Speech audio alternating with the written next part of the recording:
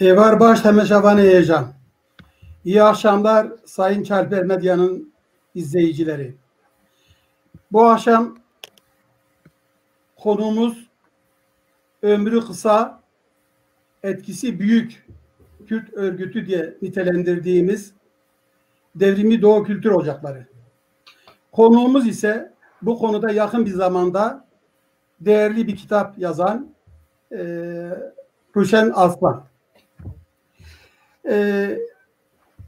Sayın izleyiciler, değerli izleyiciler, 1959 yılından itibaren 69 yılına kadar süren 10 yıllık süreç Kuzey Kürdistan'daki Kürt ulusal mücadelesi önemli bir süreçtir. Biz bugün bu programda özellikle bu süreci Dedeko'ya giden bu süreci değerlendirmeye çalışacağız. Konuğum Ruşen Aslan tam da bu dönemde üniversitede okumuş, politikada yer almış, Kürt ulusal mücadelesine yer almış birisi. Onun için çok kısa da olsa, çoğunuz tanıyor olsanız da Ruşen Aslan'ı kısaca bir tanıtmak istiyorum. Ruşen Aslan Muş doğumlu. 1967 Ankara Hukuk Fakültesi mezunu. Daha öğrenciyken Türkiye İşçi Partisi içinde yer alan bir Kürt aydını. Hemen peşinden Ankara'da kurulan Fikir Hukukları Federasyonu Ankara Şube Başkanlığı yapıyor. Daha sonra Muş'a geçiyor, avukatlık yapıyor, Muş Tip İl Başkanlığı yapıyor. Ve malum 1971 12 Mart döneminde kendisi aslında Dedeko'nun kurucusu olmamasına rağmen Dedeko davasından yargılanıyor, tutuklanıyor. Kısa bir sürede cezaevinde kalıyor.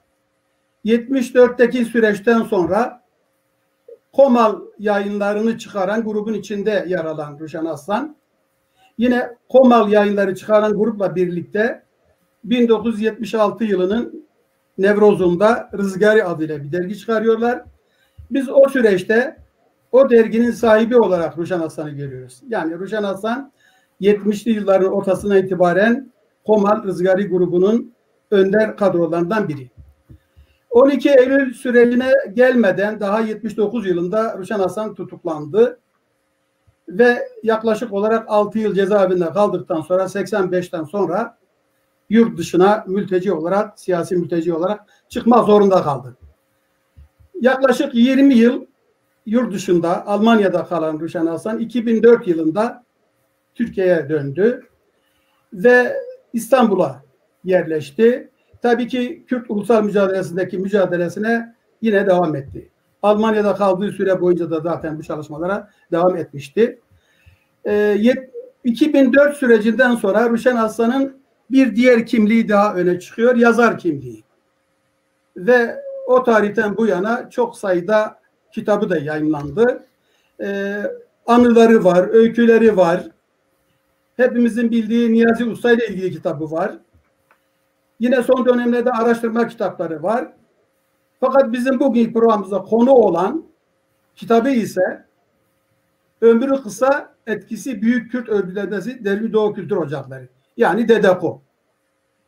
Tabii ki Ruşen Aslan'la ilgili şunu da söyleyip tamamlayayım. Dedeko kitabı üzerinde birazdan duracağız zaten süreci anlatırken. Ruşen Aslan 2011 yılından itibaren İsmail Beşikçi Vakfı'nın kuruluş çalışmaları içinde yer aldı. Bir süre yönetim kurulu başkanlığı yaptı. Halen İsmail Beşikçi Vakfı mütevelli heyet üyesidir. Evet, çok kısaca kendimden de bahsedeyim. Hemen öyle programa geçelim. Ben de Celal Temel, Batman doğumluyum. 1969 İstanbul Üniversitesi Fen Fakültesi Fizik Bölümü mezunuyum. Yıllarca Mersin'de, Diyarbakır'da öğretmenlik yaptım. Daha çok özel sektörde öğretmenlik yaptım. Emekli olduktan sonra daha fazla yazmaya ağırlık verdim. Benim de anı kitaplarım, öykü romanım var. Ama asıl beni sevindiren, beni heyecanlandıran son 6-7 yılda İsmail Beşikçi Vakfı yayınları arasında yayınlanan 3 kitabım. Bunların 3'ü de yakın tarih araştırma kitapları. Biri 59-84 süreci, yani tam da bu Dedeko sürecini kapsayan bir kitap. Biri 18-23 dediğimiz Mondros-Lozan süreci. Son kitapta birçoğumuzun bildiği gibi 1916 Kürt tecrübesi. Evet, ben moderatör olarak Ruşen Aslan sorularıma cevap veren kişi olarak biz bugün hep ifade ediyoruz. Ömrü çok kısa, etkisi çok büyük bir örgütten Devrimci Doğu Kültür Ocakları'na söz edeceğiz.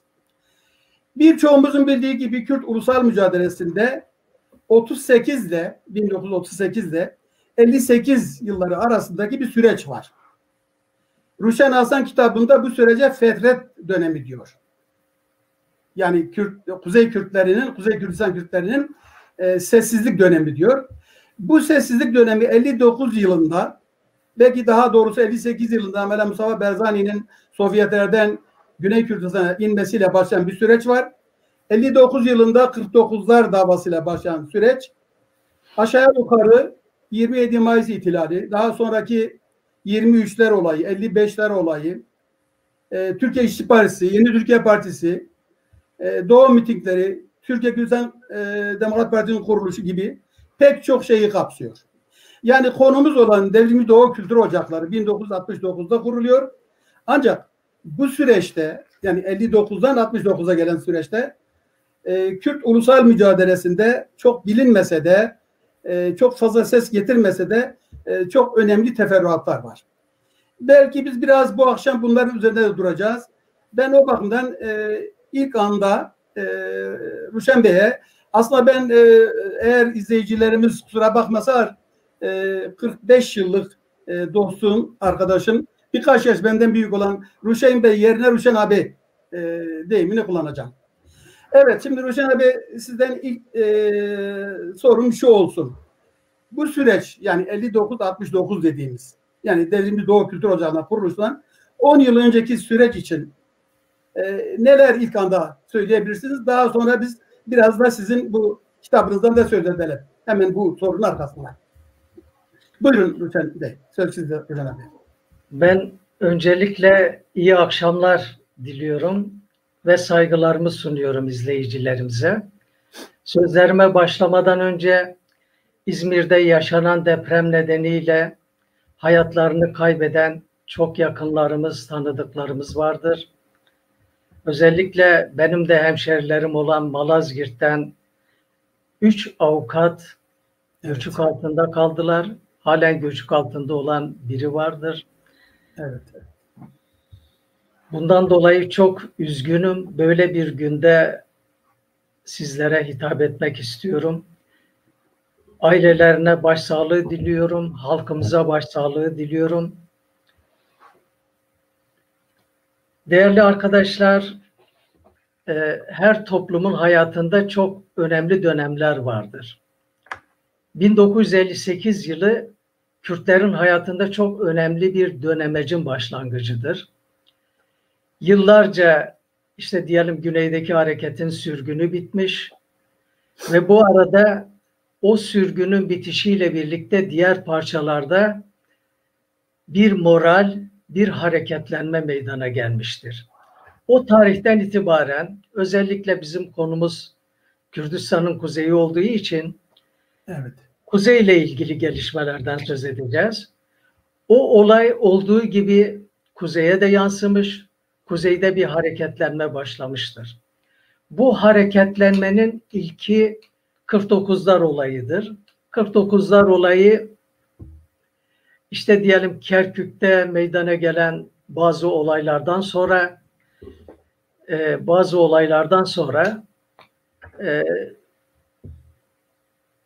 Asım Eren adındaki Niğde milletvekili olan, aslen asker olan emekli albaydır. Onun meclise vermiş olduğu bir soru önergesinde, yani mukabele-i bilmisil, orada ölen bazı Türkmenlerle ilgili, yani siz intikam Türkiye'de, efendim? İntikam anlamında. İntikam işte. Evet. Siz de Türkiye'de Kürtlere yönelik mukabele-i bilmisil, yani aynı şeyi uygulayacak mısınız diye Menderes hükümetine, o zaman Demokrat Partisi iktidarda, ona soru önergesi veriyor. O sırada üniversitede okuyan Kürt gençleri Asım Eren'i protesto için telgraf çekiyorlar. Bu telgrafı çokça üniversite öğrencisi işte İstanbul'dan, Ankara'dan imzalamıştır. Tam bu dönem aynı zamanda Demokrat Parti'nin baş aşağı gittiği, sıkıştığı böyle bir dönemdir. Bu dönemde özellikle Amerika'ya yaranmak için, Amerika'dan kredi alabilmek için 49'lara yönelik, işte 49'lar olayı dediğimiz Kürtlere yönelik bir operasyon başlatıyorlar.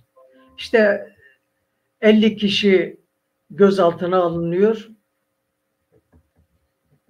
Gözaltına alınanlar vardı. 40 kişi tutuklanıyor.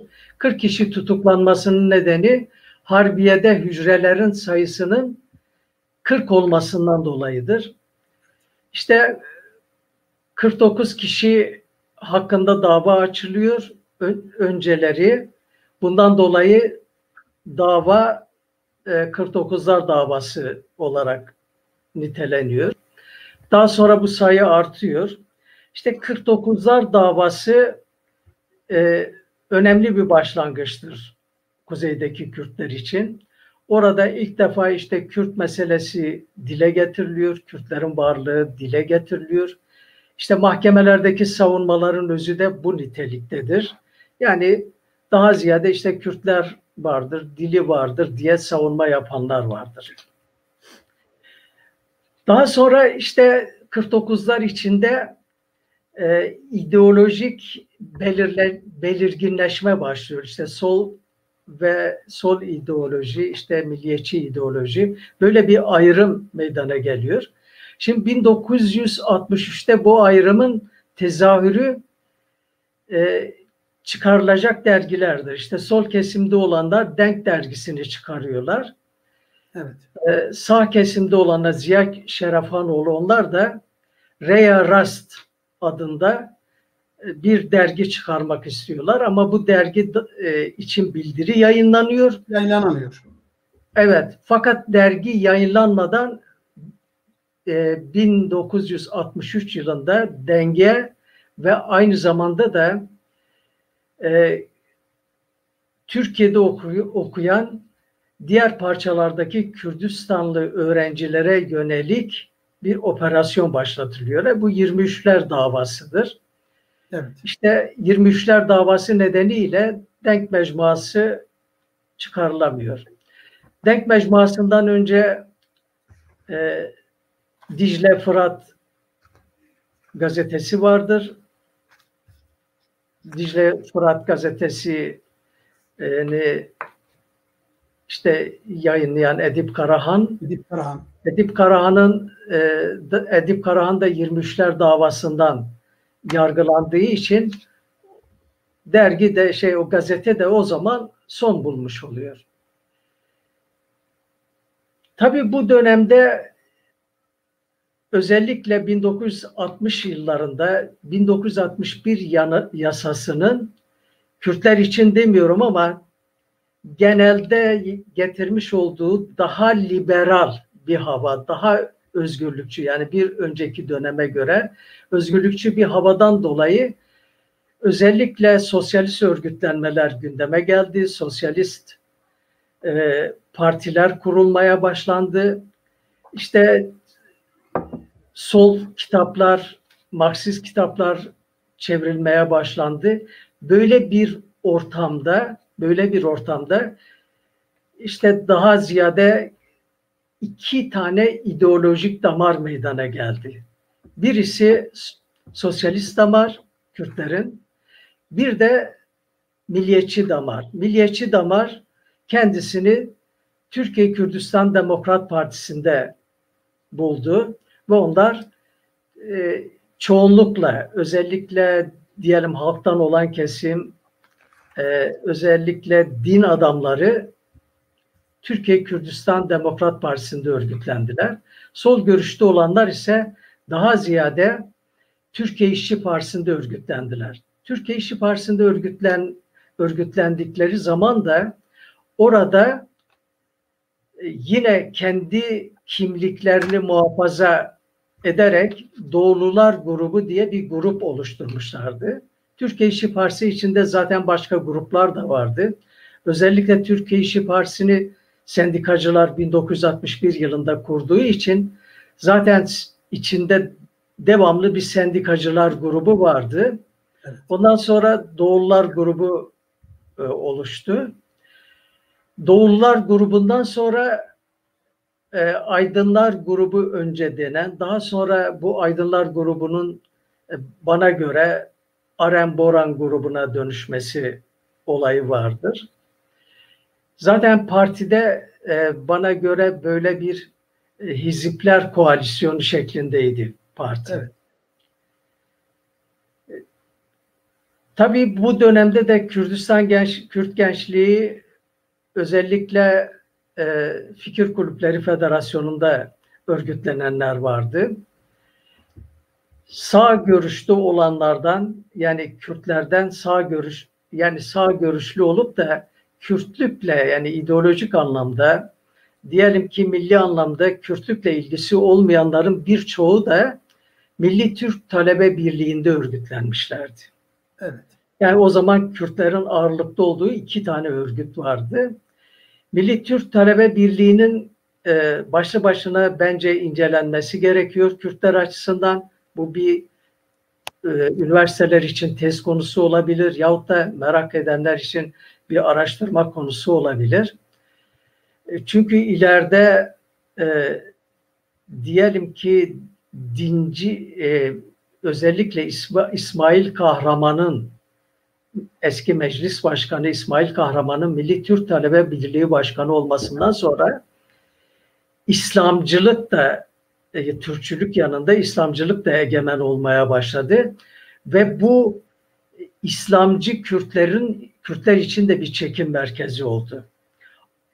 O tarihten sonra İslamcı Kürtlerle diyelim ki sol düşünceli Kürtler arasındaki birçok çatışmada bakıyorsunuz ki Milli Türk Talebe Birliği öndedir.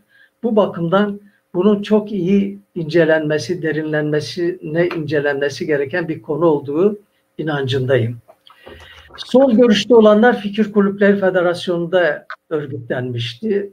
Örneğin işte ben Ankara Hukuk Fakültesi Fikir Kulübü Başkanıydım. Diyelim genel yönetimde görev alanlar vardı, federasyonda görev alanlar vardı. İşte Zülküf Şahin bir dönem Muşlu bir avukat arkadaşımızdı, şimdi vefat etti. Bu bir dönem Fikir Kulüpleri Federasyonu Genel Başkanlığı yaptı. Şimdi tabii sol düşünceli gençlerin veyahut da sol düşünceli Kürt aydınlarının o dönemlerde bağımsız bir hareket oluşturmaya güçleri, imkanları yoktu. Bundan dolayı işte Türk solu içinde örgütlenme ihtiyacı duydular ve örgütlendiler. Tabii şimdi sol düşünce içinde örgütlenmeleri, bu örgütlenmeye girmeden öncesi, yani DDKO öncesiyle ilgili başka söyleyeceğimiz bir şey var mı? Yani elbette var. Elbette yani var. Yani gelmeden önce ben zaten ona geçiyordum. Şimdi Türkiye İşçi Partisi, sol düşünceli gençler Türkiye İşçi Partisi'nde veyahut da aydınlar Türkiye İşçi Partisi'nde örgütlenmelerine rağmen, yani Türkiye İşçi Partisi'nde de çok rahat değillerdi. Yani onun içinde de yer yer sosyal şövenizme kayan durumlarla mücadele etmek zorunluluğunu duyuyorlardı. Yani ikili bir mücadele yürütülüyordu. Bu arada da Kürtler kendi bağımsız örgütlenmelerini arama ihtiyacı duyuyorlardı. Şimdi bağımsız örgütlenme araçlarını nasıl, neye dayanarak bulmak istiyorlardı? Bunun cevabı Ankara ve İstanbul'daki işte yüksek öğrenim gençlik dernekleri, işte kültür dernekleri adı altında mahalli derneklerdi. Bu mahalli dernekler çok önemliydi. Evet. Mahalli derneklerin üyeleri herkes oluyordu. Diyelim ki bizim Muş Kültür Derneği vardı. Muşlu olan Ankara'daki herkes bunun üyesiydi. Bizler de üyesiydik, doğal üyeleriydi. Ama süreç içinde artık diyelim ki genelde Türkiye'de olsun, Kürdistan'da olsun böyle sınıfsal bir ayrışma, düşüncede bir ayrışma meydana geldiği zaman bu derneklerin içinde iktidar mücadelesi başladı. Bu iktidar mücadelesi çok önemliydi. Çünkü derneklerin birçok imkanı vardı. Bu imkanı diyelim ki herkes kendi ideolojik düşüncesini yönünde kullanmak istiyordu. Birçok dernek yurtsever Kürtlerin eline geçmişti. Örneğin yani ben en iyi bildiğim için Muş Kültür Derneği de işte yurtsever düşünceli, sosyalist düşünceli ama Kürt mücadelesini de esas alan kişilerin yönetimine geçmişti. İşte Diyarbakır Derneği vardı, Siverek Derneği vardı, Bingöl'ün vardı, Karakoçan'ın vardı. Yani çok sayabileceğim, Kahta'nın vardı. Birçok böyle dernek vardı. Şimdi bu dernekler yalnız diyelim ki kültürel işlerle değil, aynı zamanda siyasetle de uğraşıyorlardı. Ben kitabımda bir örnek verdim. Bu örnekten biri Doğulu parlamenterlere mektuptur. Kitabın ekinde de vardır. Çok önemsedim onu. Çünkü o belgeye ilk defa Dedeko dosyasında rast gelmiştim. Evet. Orada yani onlara diyor ki siz böyle davranmalısınız. O zaman bir anayasayı değiştirme girişimleri vardır. Anayasayı koruma kanunu çıkarmak istiyorlar. Bu koruma kanununun elbette ki Kürtleri de hedef alan yanı var.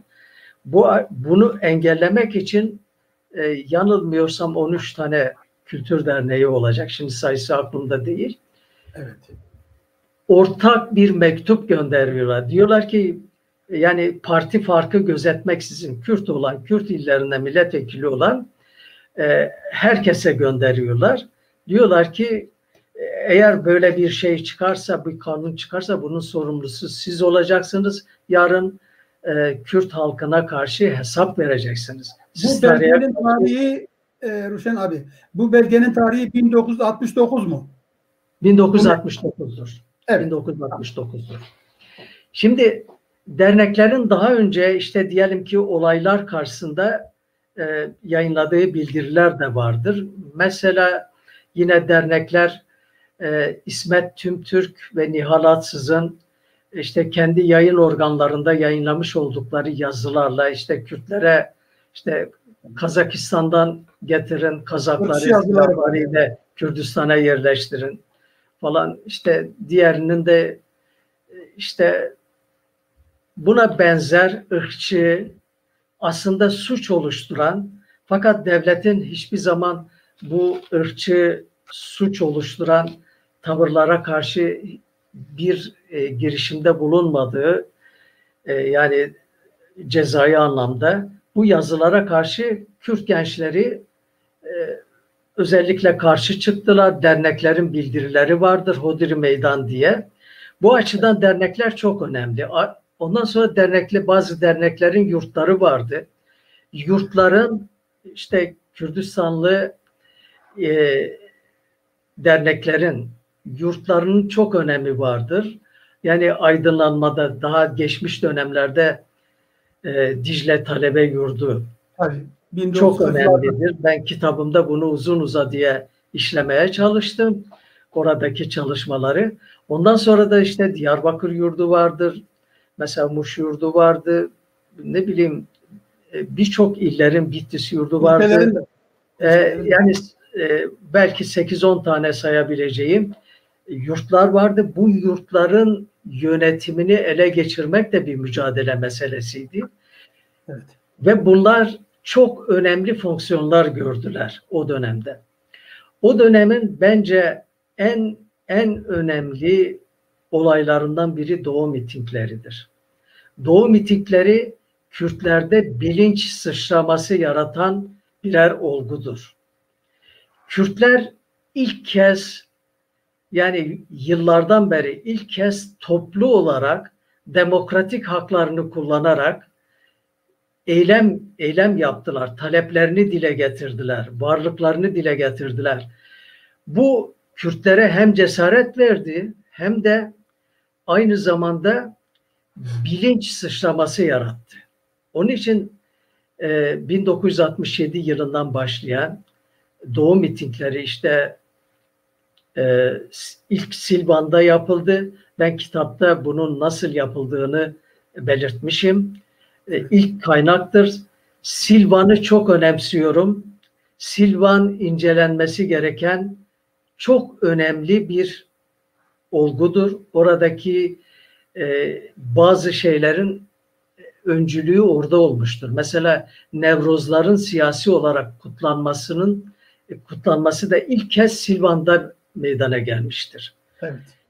Doğu mitingleri ilk kez Silvan'da yapılmıştır. Bu açıdan çok önemlidir.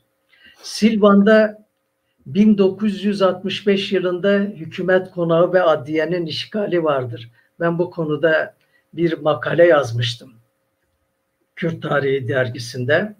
Evet. Çok önemsediğim için.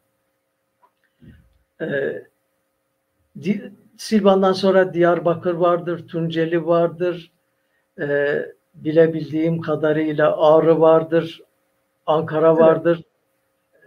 Buralarda Doğu mitingleri yapıldı.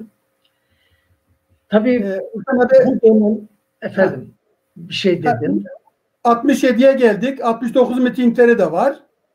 69 mitingleri de var. Ondan tabii sonra ikinci dönem. DEDEKO kurulacak ondan sonra. Evet. Evet. Şimdi tabii bu dönemde özellikle Türkiye'deki sol hareket içindeki bölünmeler de Kürtleri çok ilgilendiren bir şey. Çünkü diyelim ki Kürtlerin bir kısmı o mücadelenin içinde, yani sosyalist mücadelenin içinde. Ondan kısaca bahsetmek gerekir. 1960'lı yıllarda meydana gelen 3 tane ana sol akım vardır Türkiye'de. Birisi Yön Devrim Hareketi. Bu Yön Mecmuası'nı Doğan Avcıoğlu ve arkadaşları çıkarmıştı. Ve onların kurmuş olduğu Sosyalist Kültür Derneği vardı. Önceleri bu işte diyelim ki Yön bildirisini imzalayanlar Deniz Baykal da var, Tarık Ziya Ekinci de var. Bilmem Şevket Süreyya Aydemir de var. Yahya Kambolat da var, İşçi Partili. Mümtaz Soysal var. Yani herkes var içinde o zaman. Öyle. Solda bir ayrım yok. İşte Atatürk, diyelim Kemalizm, solculuk birbirine karışmış. Öyle bir dönemde bir bildiri, yani bildiriyi imzalayanlar vardır. Fakat süreç içinde tabii ayrışma meydana geldi.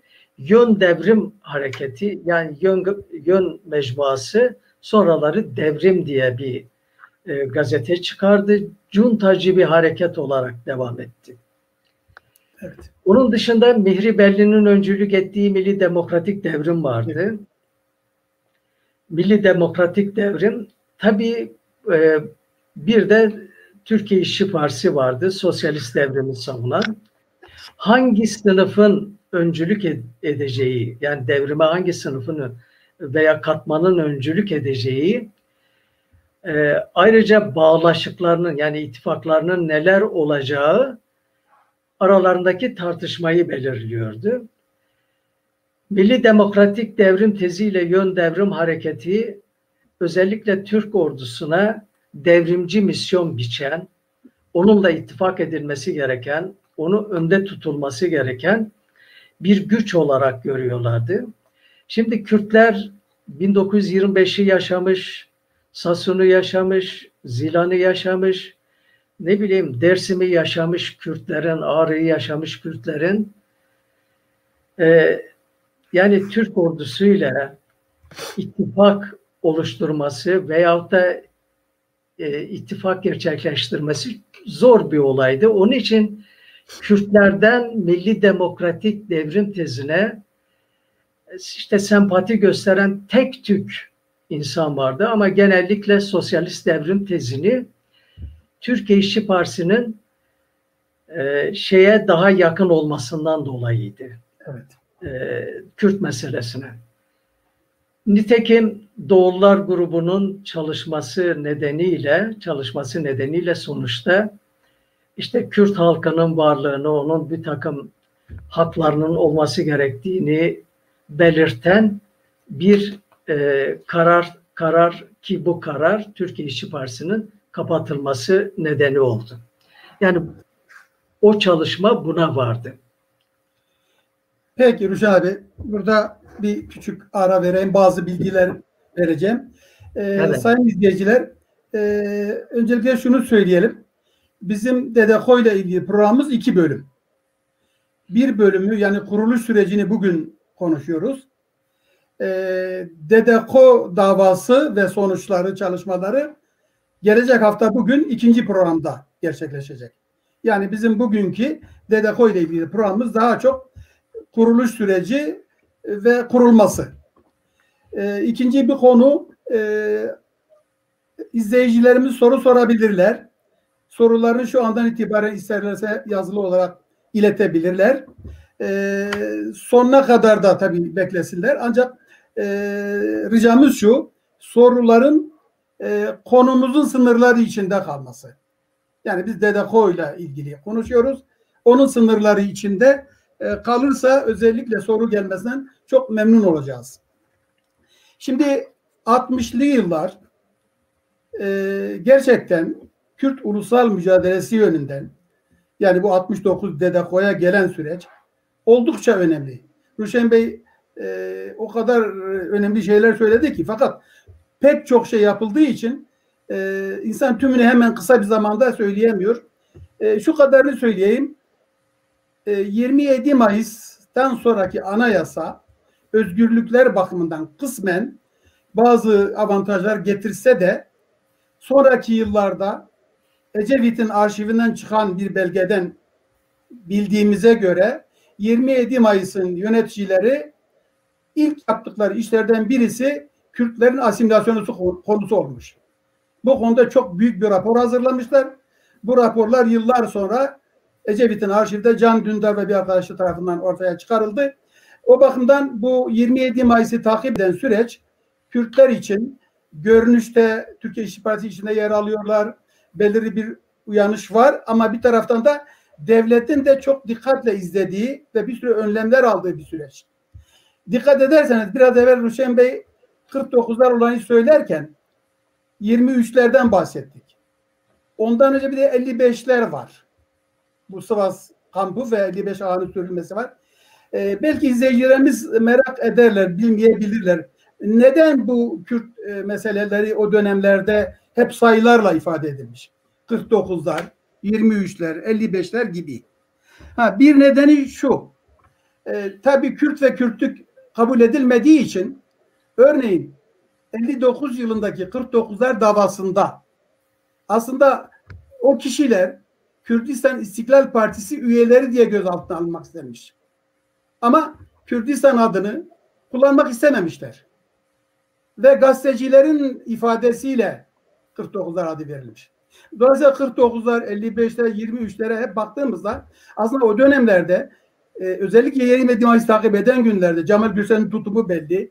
Hatta o sırada Mehmet Şerif Fırat'ın bir kitabı var. Ruşen Bey'in ona cevap şeklinde de bir kitabı var. Devlet aslında çok önemli işler yapmış. Bu isim değiştirmeler, yer isimlerin değiştirilmesi, radyolar meselesi hep o süreçtedir. Tabii o süreçte daha başka şeyler var. Mesela biraz da Ruşen Bey'in bahsettiği sağ eğilimli Kürtler de Türkiye İşçi Partisi'nde yer almamışlar ama başında Diyarbakırlı Silvanlı Yusuf Azizoğlu oldu. Yeni Türkiye Partisi'nde kısmen yer almışlar. Bazıları da orada kimliklerini ifade etmeye çalışmışlar. O da işte 62, 65, 69 seçimlerine kadar sürüyor. Türkiye İşçi Partisi içinde zaten Kürtlerin o Doğu grubunun mücadelesi malum. Tabii Ruşen Bey'in geldiği noktada Doğu mitinglerinin çok çok önemli olduğunu, belki onunla ilgili çok sayıda program yapmamız gerektiğini, 69 mitinglerinde üstelik bizim biraz sonra kuruluşuna gireceğimiz DEDAKO'nun da etkisi var 69 mitinglerinde. Ve tabii ki belki çok üzerine durmamız gereken halen üzerinde kimsenin çalışmadığı bir konu daha var. Yani o dönemlerde bizler de öğrenciydik. Mitingler tabii ki büyük bir bilinç sıçraması yarattı. Ama bilincimizi etkili olan bir şey daha var. Biraz evvel Ruşen abinin bahsettiği o yüksek öğrenim dernekleri var. Onların hazırladığı geceler vardı. Biz onlara Doğu geceleri diyorduk. Onlar da o sürecin, yani Doğu mitinglere paralel olarak önemli etkileri, özellikle bilinç sıçramasına etkisi olmuştur. Evet, şimdi bu noktada aşağı yukarı 69'a kadar geldik. Yani çok özetleyerek, çünkü özellikle o hareketlerin de çok olduğu bir dönem. Ruşen Bey içinde fiilen yer almış. Kitabında bu konuda o kadar çok detaylı bilgiler var ki, özellikle bu Türk sol hareketleriyle Kürtler arası ilişki. Ancak anlaşılıyor ki gerek FKF içindeki o ulusal kanadın yayılması, Milli Demokratik Devrim kesiminin Kemalizme falan kayması, devrimci ordu meseleleri öyle anlaşılıyor ki Kürt gençlerini ürkütmeye başladı, değil mi? Yani bizim anladığımız kadarıyla şimdi hem Türkiye İşçi Partisi içindeki doğulu aydınları hem de üniversite gençliğinde, yani FKF üyesi olan Zülküf Şahin'in başkanlık bile yaptığı bu hareketlerdeki ulusal kısımlar, özellikle uluslararası kaderin tayin hakkı ilkesinin Kürtler içinde gündeme getirilmek istenmemesi, Kürt meselesinin devrinden sonra erteleniyor olması, bunlar hep herhalde yavaş yavaş Kürtlerin aklına yeni şeyler getirmeye başlamıştır. Şimdi o sürece geldi Ruşen abi. Bu aşağı yukarı 68 sonu 69'un başlarındayız. Evet, oradan sonra ne oldu da Kürt gençleri hem Türk sol hareketten kısmen kopmaya başladılar, hem de hangi kesimler daha çok DEDAKO'nun kuruluşunda yer aldı? O ilk başlangıçta onları izleyicilerimize bu aşamada belirtirseniz çok iyi olur. Buyurun Hocam. Fikir Kulüpleri Federasyonu'nun yani DEDAKO'nun bir ön aşaması olduğunu düşünmek lazım. Yani sosyalist Kürt gençleri açısından. Çünkü onun içinde özellikle üniversite gençliği örgütlüydü. Fikir Kulüpleri Federasyonu Türkiye İşçi Partisi'ne yakın düşünen, birçoğu da üye olan, kişilerin yönetiminde olan yahut da onların kurduğu, yönetiminde olduğu bir yerdi. Daha sonra sanıyorum 1966 yılı olacak. Doğu Perinçek Ankara Hukuk Fakültesi Fikir Kulübü'ne üye oldu. Ben o zaman başkandım. Evet. Üye oldu. Bu üyelikten sonra işte Türkiye İşçi Partisi'ne de üye olmuş. Türkiye İşçi Partisi Bilim Kurulu'nda da çalışıyor. Kendisini tam bir Türkiye İşçi Partili göstererek, yani sosyalist devrimi benimseyen bir insan olarak göstererek, bu sefer işçi partilerin de desteğini alarak 1967 yılı olacak yanılmıyorsam, Fikir Kulüpleri Federasyonu Genel Başkanı oldu. Fikir Kulüpleri Federasyonu Genel Başkanı olduktan sonra işte niteliğini açığa çıkardı. Bu sefer Milli Demokratik Devrim tezini savunmaya başladı. Bundan dolayı da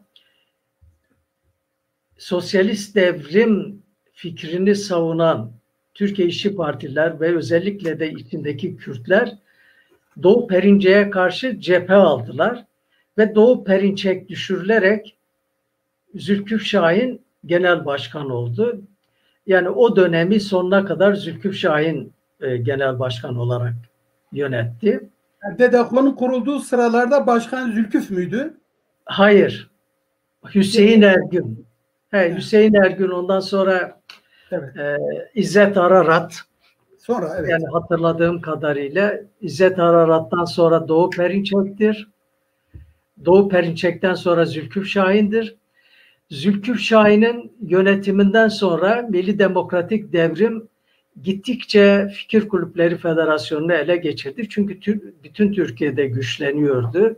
İşte cuntacı görüşler, tepeden inmeci görüşler güçleniyordu ve o güçlülük nedeniyle Türkiye İşçi Partisi içinde de işte Arem Boran ekibiyle Aybar arasındaki sürtüşmeler de bunu etkiledi. Milli Demokratik Devrimciler Fikir Kulüpleri Federasyonu'nun yönetimine el koydular. Yani seçildiler, onlar seçildi ve ondan sonra da Devgenç'e dönüştürdüler. Bu arada tasfiye hareketlerine de başladılar. Kürtlere yönelik de tasfiye olayı var. İşte böyle bir dönemde evet, Dedekonu kuruluşuna geçelim. Abi, zamanımız var. Üniversite gençleri Devgenç'le bu işi götüremeyeceklerini anladıkları için bağımsız örgütlenme arayışına, bağımsız bir gençlik örgütlenmesi arayışına girdiler. Tabii bunu yaparken bence en doğru hareket ettikleri nokta milliyetçi görüşteki olan Kürt gençliğiyle birlikte hareket etmeleridir. Şimdi Devrimci Doğu Kültür Ocakları'nın kuruluşu ile ilgili özellikle Ankara'da yapılan toplantıların hemen hemen tümü MİT tarafından işte mikrofon yoluyla mı artık nasılsa dinlenmiş ve onlar tespit edilmişti. Benim kitapta uzun uzadıya bunlardan söz ediyorum. O dönemdeki tartışmalar çok önemli.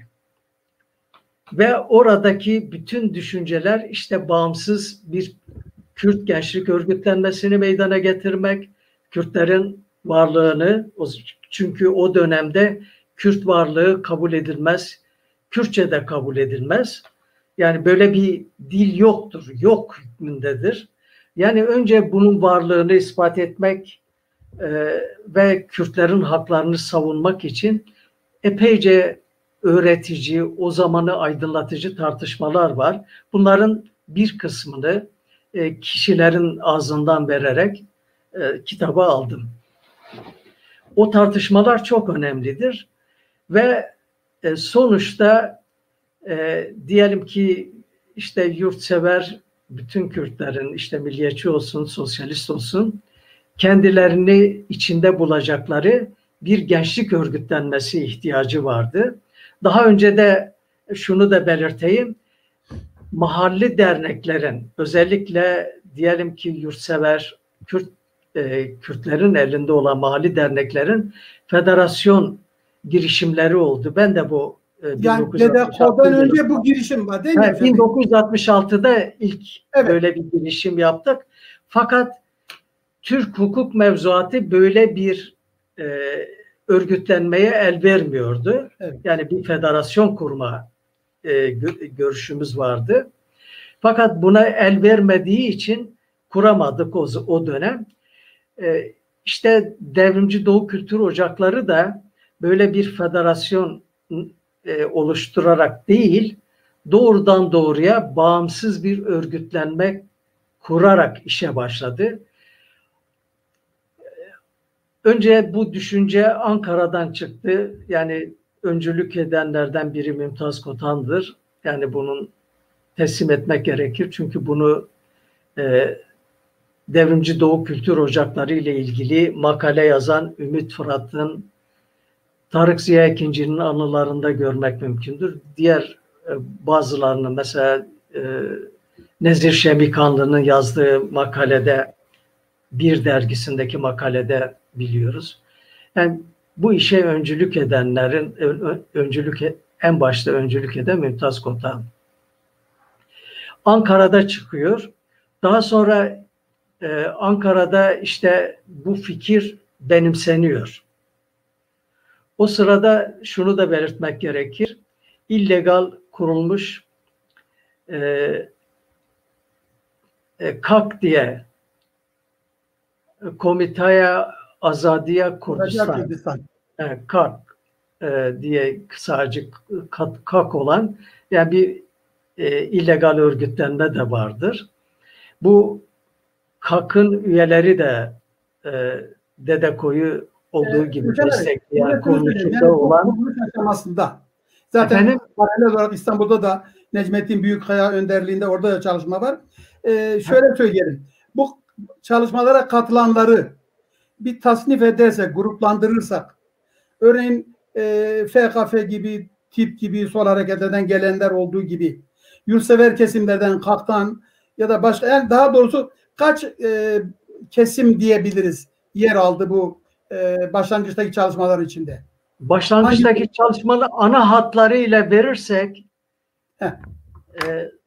sosyalist gençlerin ağırlıkta olduğu ama diyelim ki yurtsever, milliyetçi diyebileceğimiz Kürt gençlerinin de olduğu, işlerinde olduğu ve birlikte hareket ettikleri, yani sosyalistler ağırlıkta olmakla birlikte onların da içinde olduğu, birlikte kurdukları, yönetimde birlikte temsil edildikleri bir örgütlenmedir. Zaten Ankara'da bu hareket başlayınca İstanbul'la ilişki kuruluyor. İstanbul'da işte Necmettin Büyükkaya, Hikmet Bozçalı, Fevzi Dağlı bu işin içinde. İşin başında Kemal Parlak da var. Daha sonra ayrılıyor. Ben onun nedenlerini kendi ağzından dinleyerek yazdım kitapta. Ve koordineli hareket ediliyor. İkisi koordineli hareket ediliyor ve bir bildirge hazırlıyorlar. Kuruluş bildirgesi. Bir de DEDEKO'nun kuruluşunda çok önemli yapılan bir şey vardır. Kuruluş sırasında işte Kürt meselesine ilgi duyan, geçmişi olan Kürt aydınları, ileri gelenleri veyahut da bu işten yargılanan hemen hemen herkesle görüşüyorlar. Görüşmeler yapılıyor. Evet. Bu çok önemlidir. Onların görüşlerini alıyorlar, bilgilerini alıyorlar. İşte nedir, nasıl olacak, ne yapmamız gerektiğini vesaire vesaire. Bu çok önemlidir. Yani kuruluşun ne kadar demokratik olduğunu gösteren bir olgudur. Ve genel bir tasvip gören bir olgudur. İlk işte bir kuruluş bildirgesi hazırlanıyor. Kuruluş bildirgesi kuruluştan önce tartışılmıyor pek. Tartışılmıyor ve deniyor ki biz bu kuruluş bildirgesini ilk genel kurullarımıza sunalım. Evet. Bu anlaşmaya varıldıktan sonra Ankara ve İstanbul DEDEKO'yu kurmak üzere yani 21 Mayıs 1969 tarihi belirleniyor. Her iki DEDEKO'nun fiili kuruluş tarihi 21 Mayıs 1969'dur. Aynı gün Ankara DEDEKO valiliğe de dilekçe vererek kuruluşunu bildiriyor. Tamamlıyor. Fakat 27 Mayıs'tır. Yani bir hafta sonra. Bir hafta sonra başvuruyor. Bundan dolayı galiba 28 Mayıs olacak. 28, evet. Tam bir hafta sonra. 28 Mayıs. 28 Mayıs'tır başvurusu. Şimdi Türk Medeni Kanunu'na göre dilekçenin, kuruluş dilekçesinin valiliğe verilmesiyle birlikte tüzel kişilik kazanılıyor. Yani buna göre işte fiili kuruluş 21 Mayıs her ikisinin ama hukuki kuruluş ise Ankara için 21 Mayıs 1969, İstanbul için 28 Mayıs 1969'dur. Biz çalışmalarını bahsedeceğiz gelecek toplantıda, onun için bunu geçiyorum. Ondan sonra Kürdistan'da kuruluş çalışmaları başlıyor. Ruşen abi, dur. İstanbul, Ankara'dan Kürdistan'a geçmeden. Peki. Şunu sorayım. Kurucular kaçar kişiydi İstanbul ve Ankara? Öğrenci olmayan var mı? Şimdi 20'şer civarında olması Üniversite lazım. şimdi kuruluş için şöyle diyeyim. İstanbul, Ankara tamamı öğrenci. Şimdi şöyle Ankara'nın tamamı öğrencidir. Evet. 24 Tamamı kişi. öğrencidir. Ben sayısını söyleyeyim. 21 kişi. 21 kişi. 21 kişidir. İstanbul'da 24 kişi. İstanbul'un kuruluşuyla ilgili tabii mesela diyelim benim görüştüğüm kişilerden bazı kişiler kurucu değildir deniyor. Ama Evet. ben resmi belgeye göre yazdım.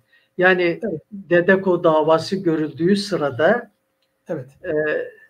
Diyelim ki İstanbul Valiliği'nin Diyarbakır Sıkı Yönetim Askeri Mahkemesi'ne göndermiş olduğu belgeye istinaden kurucuları yazdım. Evet. İstanbul kurucuları ise 30 kişidir. 30 kişi. Evet. 30 kişidir. Şimdi benim bildiğim Onlardan hemen hemen öğrenci. hepsi öğrencidir. Evet. Hepsi öğrencidir. Zaten tüzüklerine göre ya üniversite veya yüksek okullardan birinde öğrenci olmak yahut da üniversiteyi bitirmiş olmak. Ama Evet. şimdi üniversiteyi bitirmiş olup da üye olana rastlamadım. Ruşen abi, şöyle yapacağız. Ben yine sayın izleyenlere bir bilgi vereyim. Elbette sorularını sormaya devam edebilirler. Anladığım kadarıyla çok sayıda soru gelmeye başladı. Yalnız tekrar bir hatırlatma yapmam gerekir. Soruların mutlaka Dedeko kuruluş süreci ile ilgili olmasını rica ediyoruz. Sonraki bölümleri, özellikle çalışmaları, Dedeko davası, onları bir sonraki hafta işleyeceğiz. Şimdi 21 Mayıs, 28 Mayıs, yani Mayıs 1969'da daha çok üniversite öğrenci gençliği önderliğinde Ankara ve İstanbul'da Devrimci Doğu Kültür Ocakları kuruluyor. Şimdi aradan uzun bir süre geçiyor. Evet, şimdi Kürdistan'da da 5 şube açılacak. Onların kuruluşundan da bir kısaca söz ederseniz bizim ilk süremiz yavaş yavaş tamamlanmış olacak. Ergani'de kuruluş 23 Kasım 1970'tir. Başkanı Yani, Ömer Kan'dır. Yani 18 ay sonra değil mi Ruşen abi? Evet. Yani 18 ay sonra. İstanbul'dan. Evet, 23 Kasım 1970. Evet. 9 Aralık 1970'te Silvan'da kurulmuştur. Başkanı Ergani. Mahmut Okutucu'dur. Kozluk'ta 10 Ocak 1971'de kuruldu. Başkan şimdi adını hatırlayamadım. Neyse. Abdüselam. Dur, fotoğrafta hemen şey derim. Şimdi Abdüselam Basut. Evet, Abdüselam Basut. Diyarbakır 6 Ocak 1971 Başkan Ömer Çetin. Evet. Batman 18 Ocak 1971 Başkan Mehmet Yıldız. Mehmet Yıldız. Evet. Şimdi ben diyorum ki sorulara şimdi şöyle izleyicilerimize şunu belirtelim. Dedeko'nun doğru anlaşılması için tekrar bir şey ekleyeyim. 69'da, Mayıs 69'da İstanbul ve Ankara'da kurulan Dedeko'lar tamamıyla öğrenci gençliğini kurduğu Dedeko. Ancak Ergani, Silvan, Kozluk, Diyarbakır ve Batman, bu beşinin kurucuların tamamına yakını işçi ve esnaf.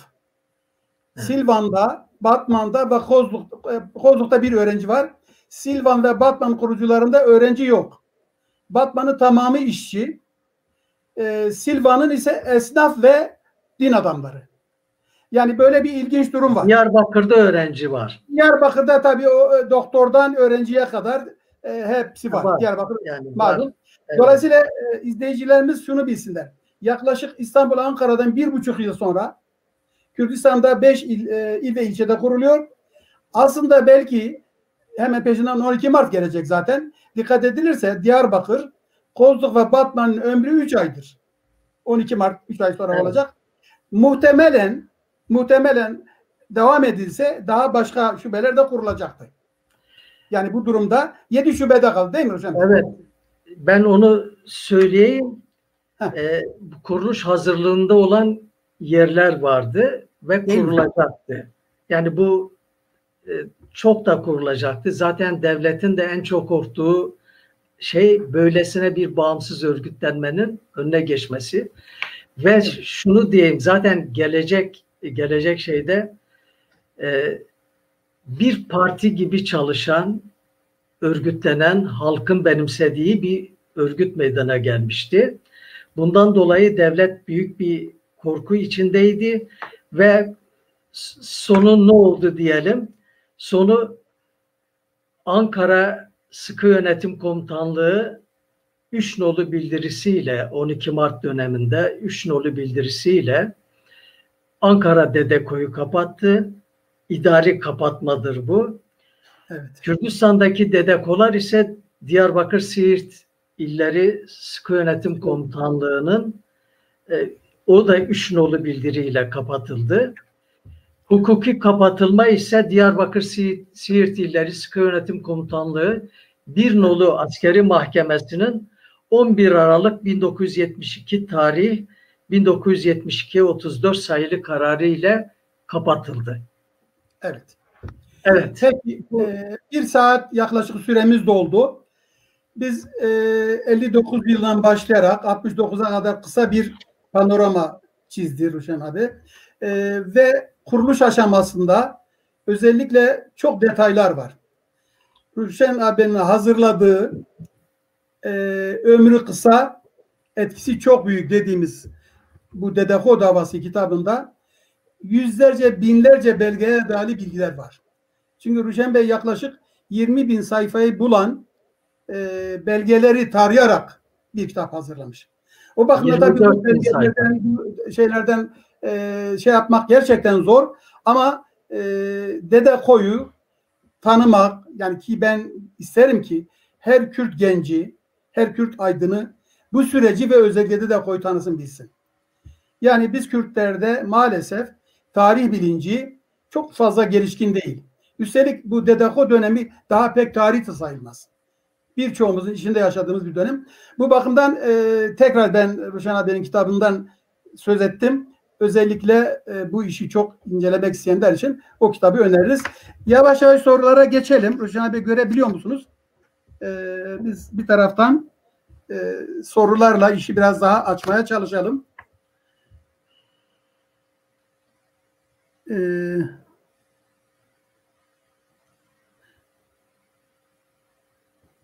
Şimdi Tarık Ziya ikinci çizgisi Doktor Şivan çizgisinin etkisi Dedeko kuruluşunda diye bir soru var.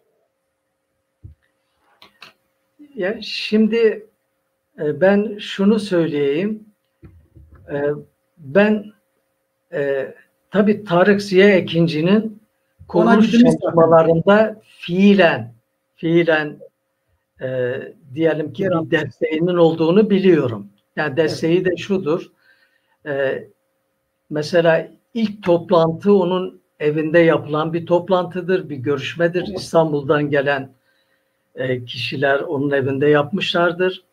Evet. Şimdi Tarık Ziya ikincinin önceleri şöyle bir çekincesi vardı. Yani bunu bir seferinde bana da aşmıştı, zaten kitabımda belirttim.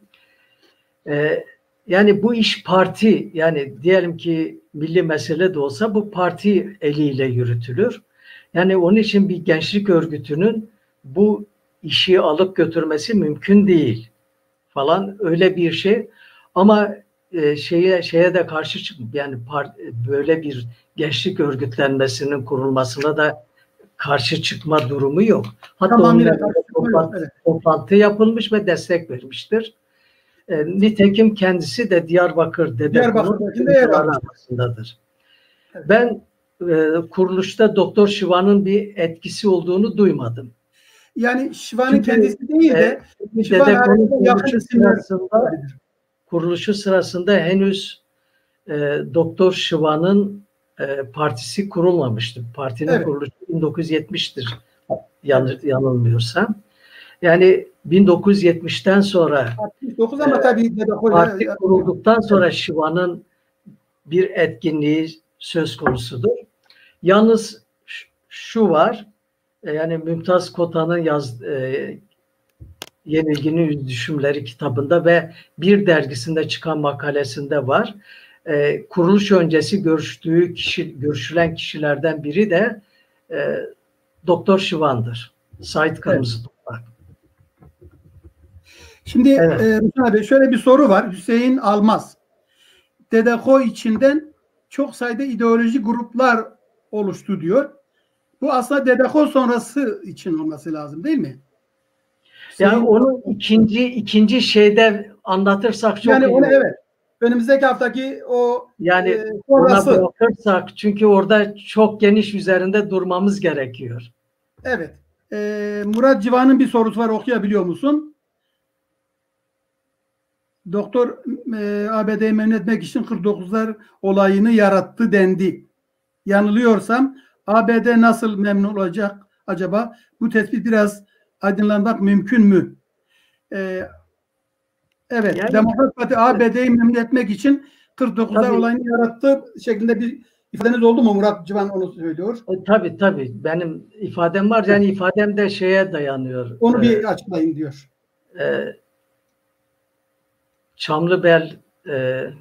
Çamlıbel'in kitabına, yani 49'lar kitabına. Şimdi Yavuz Çamlıbel'in. Yavuz Çamlıbel'in. Evet. Demokrat Parti özellikle 1950'nin sonlarına, yani 57 seçimlerinde inişe başlamıştı ve ekonomik durum çok kötüydü. Ya o dönemlerde yani para bulamaz duruma gelmişlerdi. Kredi arıyorlardı. Hatta Celal Bayar'ın Amerika'ya gidişi vardır. O Amerika'ya gidişinde hiç yüz gösterilmedi. İşte o dönemde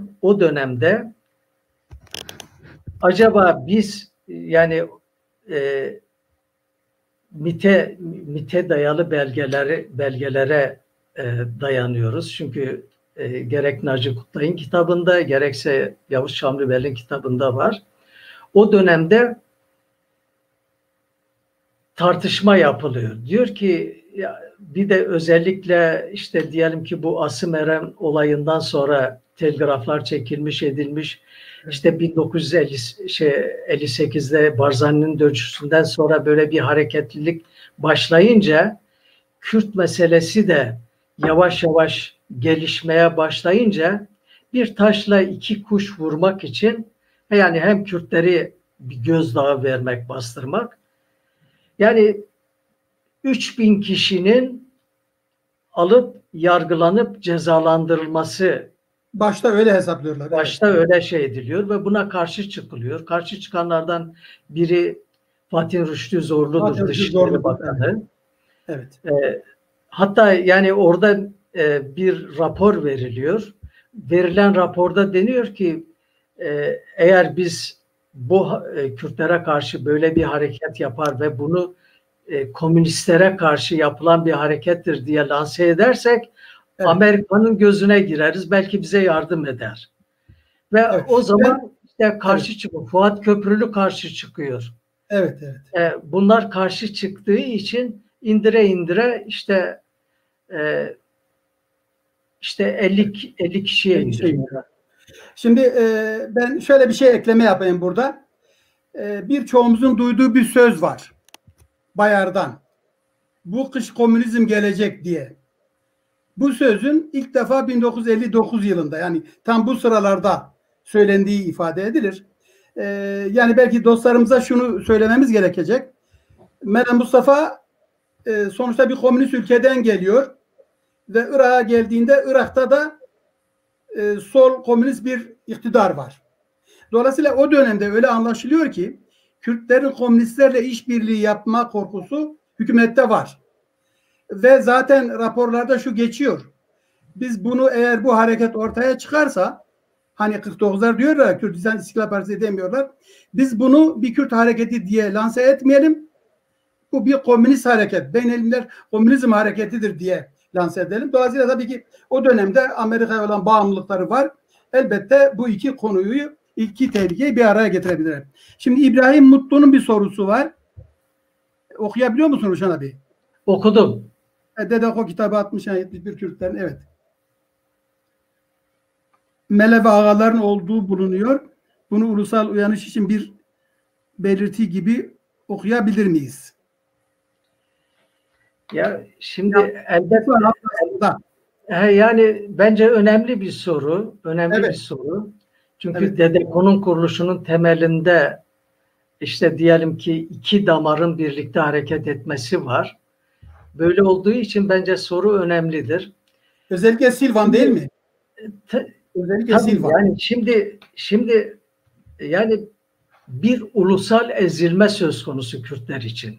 Şimdi ulusal ezilme dediğin zaman bu ağası içinde böyledir, aşırı reisi içinde böyledir, işte Kürt köylüsü içinde böyledir, öğrencisi, aydını içinde, esnafı içinde böyledir. Yani şimdi şöyle diyelim, senin dilin yasaklandığı zaman yahut da varlığın kabul edilmediği zaman, yani diyelim ki etnik varlığın kabul edilmiyor. O zaman ağanın da kabul edilmiyor, işçinin de, komünistin de, bilmem her şeyin de kabul edilmiyor. Yani kimi alırsan.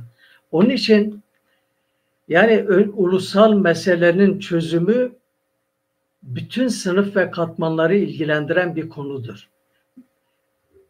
Bence 1969'da bu bilince, gerek işte iki ideolojik damar da bu bilince vardıkları için birlikte hareket etme ihtiyacı duydular. Bu önemliydi. Galiba Doğu mitinglerinde de bu bileşen var değil mi? Orada da. Şimdi dikkat ederseniz yani o yılları anlatıyoruz. O yıllarda diyelim ki Türk örgütlenmeleri ile ilişkilerde Kürt sağcıları ile solcularının hareket tarzları aynı değil. Evet. Diyelim ki biri Yeni Türkiye Partisi'nde yer alıyor, örgütlenmek istiyor ya da orada bir yer edinmek, oradan yükselmek istiyor. Diğeri Türkiye İşçi Partisi'nde yükselmek istiyor. Yani oradaki yani Türk örgütleriyle ilişkide ayrı ayrı davranıyorlar. Fakat bağımsız bir örgütlenme olduğu zaman bir araya gelebiliyorlar. Ulusal sorun olduğu zaman birleşebiliyorlar. İyi teşhis etmek lazım. Peki başka soru var mı? Öyle önemli görebileceğimiz, cevaplayacağımız. Yani soru varsa biraz sarkabiliriz de. Evet tabii zaten sarkmaya başladı. Eyüp Alaca Bey'in bir sorusu var. Ruşen abi. Dedeko İstanbul Son Kongresi'nde Dedeko yönetiminde sekreterlik yaptım. Doğru. 600-607 üyemiz vardı. Bunlar ancak %15'lik üyesi Türk solundan bize geldiler. Siz Ankara'daki Dedeko'yu ve Ankara'daki Türk solunu anlatıyorsunuz. Dedeko sadece Ankara Dedeko değildi. Daha geniş bir perspektiften baksanıza gibi. Biraz da sitem var. İstanbul tarafından Eyüp Alaca Bey. Ya şimdi yani ağırlıklı olarak tabii doğrusu Ankara'yı söylediniz. Ya sağ olsun yani şimdi ama İstanbul'da ben de tanıklarından biriyim. Çok çalışma yapıldı. Evet. Şimdi elbette ki ben kuruluş sırasındaki girişimi söyledim. Evet. Yani Dedeko'da solcuların sayısı fazlaydı, sağcıların sayısı diye ne bir şey söyledim ne de kitabımda var. Evet, şimdi bu ikisi ayrı bir şey. Evet. Çalışmaya İstanbul'da da Ankara'da da sosyalistler başlattı. Şimdi Hikmet Bozçalı, Necmettin Büyükkaya ve temsilcidir. İstanbul temsilcisidir ve sol görüşlüdür üçü de. Fevzi Dağlı. Evet. Ankara'da da bu işi başlatanlar solcudur. Bunu görmek lazım. Ondan sonra yani şimdi diyelim ki Kürdistan'daki kurucuların yani Dedekolar deyince yalnız Ankara, İstanbul değil, Kürdistan'da da var. Bunlar hepsi solcu değil. İşte evet. Demin bir önceki soruda cevabını verdik. Şimdi bu ikisini ayırmak lazım. Yani benim dediğim ayrı bir şey. Evet. Kuruluşunda ilk başlatanlar bu işte daha etkin olanlar, yani özellikle zaten Fikir Kulüpleri Federasyonu'ndaki o ayrışmadan sonra DEDEKO'nun kuruluşunun gerçekleşmiş olması bunu ispat edicidir. Evet, aslında belki sevgili dostumuz Eyüp Bey şunu da söyleyelim. Kitapta aslında İstanbul'daki çalışmalarla ilgili oldukça geniş bilgi var. Burada fazla bir şey ifade edin. Ben tanıklarından biriyim. Başta Mehmet Emin Bozaslan abi olmak üzere Ankara'da hem o yurtta hem diğer o kıraathanelerde falan çok sayıda toplantı yapıldı. Yani o 21 Mayıs 69 öncesinde yani bir nevi Ankara İstanbul paralel devam etti. Elbette yer alanlar sol gençlik vardı ama hiçbir şekilde solcu olmayıp yurtseverliği dolayısıyla DEDEKO içinde yer alan çok sayıda insan var. Bu fikirlere katılıyoruz. Şöyle bir soru var Ruşen abi. Sorudan ziyade bana aslında bir ifade bu. Mikail Akyüz. Yani ne yaptı DEDEKO diye. Gerçi biz önümüzdeki hafta bu DEDEKO çalışmalarını anlatacağız. Yani hangi çalışmaları yaptı kitlelere göre. Elbette zaten çok kısa bir ömrü var. Ankara ve İstanbul'un yaptığı çalışmaları önümüzdeki hafta bugün anlatmaya çalışacağız. Artı Kürdistan'dakilerin zaten 3 veya 4 ay ömrü var. Oralarda nasıl bir heyecan yarattığını hem mitingler yoluyla hem komando hareketlerine karşı çıkmalarıyla eğer Mikail dostumuz Mikail Akyüz önümüzdeki hafta izlerse DEDEKO'nun faaliyetleri, yaptığı çalışmaları önümüzdeki haftaya bakıyoruz. Murat Civan'ın bir sorusu daha var. Farklı metropollerde kurulan DEDEKO'ların ilk kurucularının adlarını vermek mümkün mü acaba diyor. Ben hemen vereyim. Yani onu verelim. Ankara DEDEKO. Ankara, İstanbul, diğerleri daha azdır. Ankara DEDEKO, Daham Keleş, İbrahim Güçlü, Hikmet Bulut Tekin, Kemal Cengiz, Ahmet Kotan, Şerif Felekoğlu, Nusret Kılıçarslan, Abdullah Soysal, Ali Beyköylü, Salih Sıtkı, Mustafa Karacadağ, Nazmi Onuk, Halit Çetinyalap, Mustafa Karadağ, Yümlü Budak, Halit Dündar, Halil Dündar, Nuri Bingöl, İsa Geçit, Faruk Aras, Mümtaz Kotan. İstanbul DEDEKO, Hikmet Bozçalı, Mehmet Can, Ali Haydar Emre, Leyla Ejder, Mehmet Tüysüz, Kadir Akgüneş, Sabri Ünlü, İbrahim Önen, Fevzi Yardımcı, Ömer Bakal, Mahmut Kılıç, Ali Buran, Aydın Yümlü, Mehmet Ali Aslan, Aziz Yılmaz, Necmettin Büyükkaya, Sait Bozgan, Mustafa Doğan Özbay, Fazlı Can, Ahmet Zeki Okçuoğlu, Salih Kaynak, Mehmet Balamir, Sait Pektaş, Agah Uyanık, Şakir Elçi, Ali Yılmaz Balkaş, Kadri Çağlı, Hüseyin Özkan, İbrahim Yüksekkaya, İlhami Yaban. Ruşen abi, Ergani ve Silvan'ı ben okuyayım. Siz ara verin. Evet. Ergani ve Silvan'ı okuyalım. Tamam. Evet, Ergani kurucuları Ömer Kan, işçi. Mehmet Emin Tektaş, işçi. Kemal Varol, Arzu Halci. Mustafa Gök, işçi. Mehmet Sağlamoğlu, işçi. Bu Ergani kurucuları. Bir de Silvan'ı okuyayım. Silvan'ın kurucuları şunlar. Bahri Evliyaoğlu, Bakal. Mahmut Okutucu, onun da bakaliyesi var. Muhterem Biçimli, kahveci. Vedat Erkaçmaz, berber. Yusuf Kılıçer, öğrenci. Burada bir tane öğrenci var. Akif Işık, fırıncı. Abdülkerim Ceyhan, işçi. Mahmut Yeşil, tüccar. Cüneyt Ceyhan, imam. Zeki Bozaslan, terzi. Ve 11. kişi Fikri Müjdeci, fırıncı. Bu Kozluk DEDEKO. Evet, Kozluğu okuyorsunuz. Mehmet Şirin Baltaş, dava vekili. Yusuf Evet. Güzel, işçi. Ali Akın, bakkal. Mehmet İnal, çiftçi. Halil Kaneş, imam. Abdüselam Basutçu, işçi. İrfan Bozgil, terzi. Mehmet Tahir Birlik işçi, Abdülhalim Dinler çiftçi, Mehmet Asker tüccar, Nasır Bağdı olması lazım öğrenci. Evet, Bağdu. Ondan sonra Diyarbakır Dedeko. Yusuf Ekinci avukat, Süleyman Çelik nakliyeci, Fikri Gürbüz Yıldızhan avukat, Ömer Çetin öğrenci, Mehdi Zana terzi, Nazım Sönmez matbaacı, Abdurrahman Uçaman radyocu, Melladır aynı zamanda.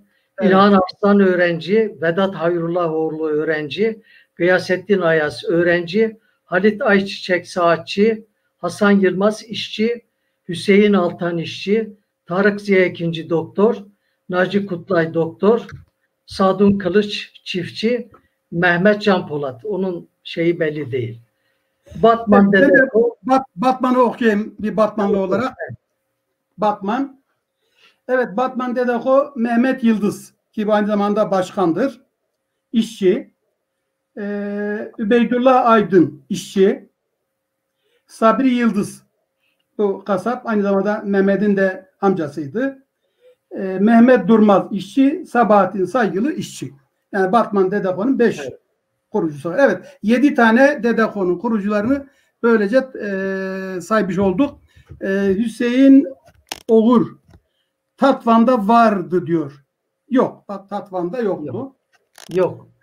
Kurulamadı. Yani çalışmalar olduğu söyleniyor ama kurulamadı.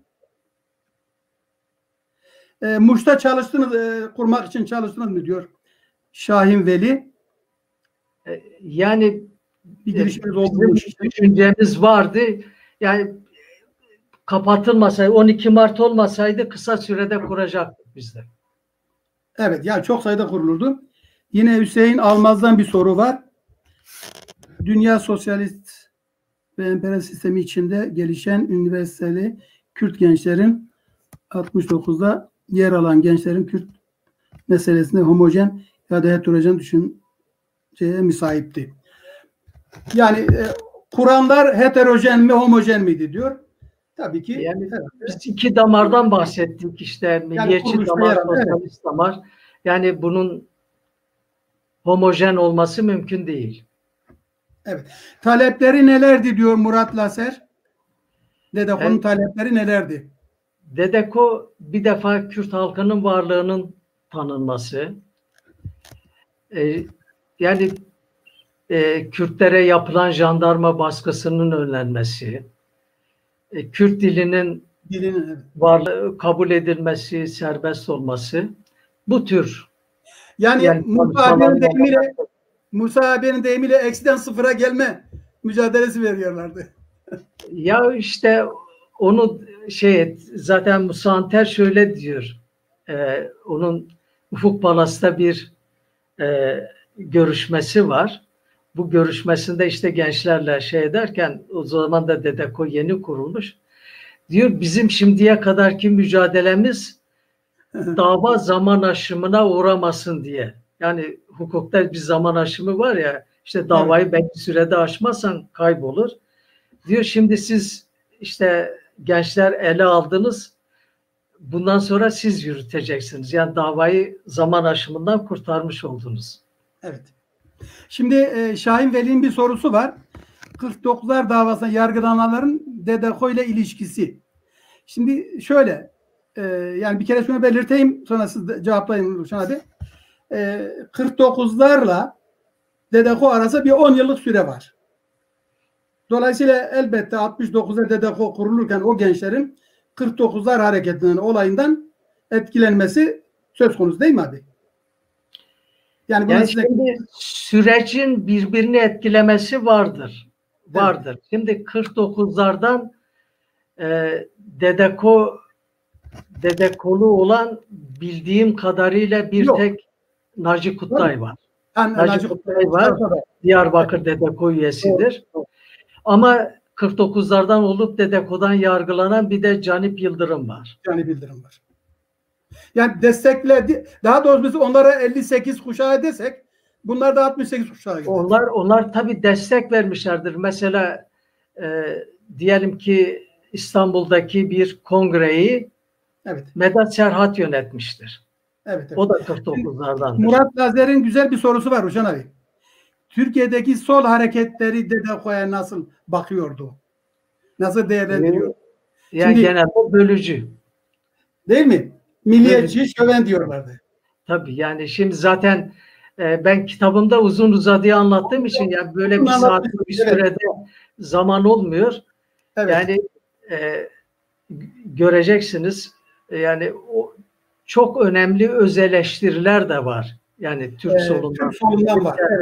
Evet. Özellikle Gözlü'nün var. Evet. Evet. Yani çok önemli bir şey de var. Türk solu şöyle diyordu genelde. Biz devrim yapacağız. Devrim sonrasında bu işi hep beraber halledeceğiz. Tabii. Bu detayını da o döneme kalsın. Zaten ama Kürt gençleri yavaş yavaş bu işin böyle olmadığını, biraz evvel söylediğiniz gibi bir ulusal baskı olduğunu, Kürtlerin mücadelesinde sadece emek mücadelesiyle yetinilemeyeceğini, zaten Dedeko aslında bir ayrı örgütlenme kopuşudur, değil mi? Öyle bir değerlendirmemiz de var bizim. Şimdi bir bakayım Kürt sosyalizm ortaya çıkmış mı? Evet. Olması iki kötü kopya olduğunu. Kötü bir kopya mı? Ya şimdi yani, kötü mücadeleye zarar verdi mi tabii bu kopya olması. Şimdi şöyle diyelim. Arkasın, evet. Dedekoları o tarihi şartlar içinde değerlendirmek gerekir. Evet. Hem tarihi şartlar içinde hem de Dedeko'yu kuranlar. Şimdi Dedeko ilk kez Ankara ve İstanbul gençleri tarafından kuruldu. Diyelim ki o yani sosyalist gençleri şey diyor. Yani sosyalist gençler olsun, milliyetçi gençler olsun. Yani yaşlarını ele aldığın zaman üniversite öğrencileri bunlar 20-25 yaş arası. Veyahut da 18 diyelim ki 22-23 yaş arası. Bunca genç insanların yani elbette ki eksiklikleri olacaktır, hataları olacaktır. Yani şimdi bir şeyi zamanına göre değerlendirmezsen anakronik bir hata içine girersin. Yani böyle bir şey ben düşünmüyorum. Kötü bir kopya değil. Kötü bir kopya değil. Yani elbette ki yani Türkiye'de de sosyalist hareket yeniydi. Yani şimdi sosyalist hareket bir örnek değildi yani. Evet. Kürtler için bir örnek değildi. Ama Kürtler, sol düşünceli Kürtler başka bir orada yer edindiler. Ama orada kişiliklerini koruyarak, mücadele ederek bir yer edindiler. Evet. Ruşen abi, Enver Karahan'ın bir küçük sorusu var. Sizin kitapta aslında bu sorunun cevabı çok net olarak var. Kurucu olarak bir kadın var diyor. Doğru mu diyor? Ki doğru. Evet. İstanbul kurucularında. Leyla bir de Ankara'da bir üye var. Yani benim tespit edebildiğim odur. İstanbul kurucusu kimdi? Leyla Ejder. Üniversite bir öğrencisiydi. Yani ben de bizzat tanıdığım. Yani yurtsever, sol düşünceli bir arkadaştı. Yani Hüseyin Almaz yine benzer bir soru. Ağırlıklı olarak yani sosyalist miydiler yoksa Kürt milli mücadele meselesinden yani yurtsever miydiler anlamında soru. Yani şimdi bir defa iki kesimin de üzerinde hemfikir oldukları Kürt meselesiydi. Yani uzlaşmışlar. Yani ideolojik damar olarak sağ sol diye ayırırsak yahut da milliyetçi sosyalist damar olarak ayırırsak yani Kürt meselesi üzerinde ittifak ettikleri için yani evet.